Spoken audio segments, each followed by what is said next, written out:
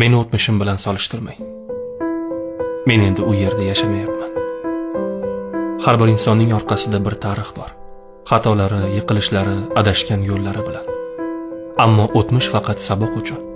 Uni hadeb yuzga solish odamni ortga tortishdan boshqa narsa emas. Inson o'zini o'zgartirishi mumkin.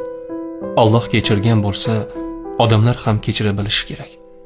Shuning uchun o'zing oldin kim eding deya bugungi tanbehimni, bugungi to'g'ri gapimni inkor qilish adolatdan emas.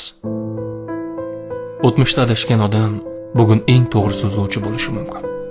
Chunki u yiqilib ko'rgan, og'riqni tatib ko'rgan. U qayta turib hayotning qadrini chuqurroq tushungan. Shunday ekan, meni kechagi kunim bilan emas, bugungi qadamlarim bilan baholang. Men endi o'sha yo'lda emasman. Men o'z xatolarimdan kuch oldim. Yangidan boshladim.